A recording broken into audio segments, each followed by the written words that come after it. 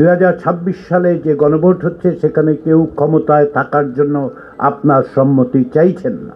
12ই ফেব্রুয়ারি যদি এই গণভোট এর মধ্য দিয়ে ইতিবাচক ফলাফল আসে, যেটা আমরা আশা করছি, যার জন্য আমরা চেষ্টা করছি, যার জন্য আপনাদের সকলের চেষ্টা আছে, তাতে কি হবে?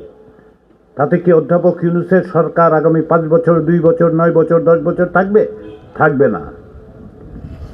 তাহলে গণভোটটা হচ্ছে কেন? গণভোটটা হচ্ছে কেন তার জন্য আবার একটু 1991 সালের গণভোটটা মনে করুন। 1991 সালের হ্যাঁ না ভোটে কি ছিল? জাতীয় সংসদ তৈরি হয়েছে, আপনারা ভোট দিয়েছেন, প্রতিনিধিরা গেছেন, তারা সিদ্ধান্ত নিলেন, যেহেতু তারা মনে করেন অধিকাংশ বাংলাদেশের নাগরিক রাষ্ট্রপতি শাসিত ব্যবস্থার বদলে সংসদীয় ব্যবস্থা চান, তারা সেইভাবে সংবিধান সংশোধন করে আমাদের কাছে জিজ্ঞাসা করলেন যে এটাতে আপনাদের সম্মতি আছে। তার মানে কাজটা আগে হলো, তারপর আমাদের সম্মতির জায়গাটা তৈরি হলো। এইবার কিন্তু তাও হচ্ছে না।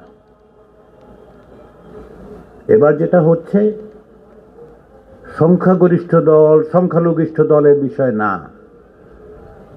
এবার প্রথমে আপনাদের কাছে আসা হচ্ছে, বাংলাদেশের নাগরিকদের কাছে আসা হচ্ছে যে আপনারা বলুন 54 বছরে আমাদের যে বিচার ব্যবস্থা তৈরি হয়েছে সেটাকে আমরা অব্যাহত রাখবো। যেই বিচার ব্যবস্থা বলে রাষ্ট্রপতি একটা দণ্ডিত অপরাধীকে ইচ্ছা মতো তিনি মাফ করে দিতে পারেন, সেটা আপনারা রাখতে চান না চান না? সেটা বদল হতে চান না চান না?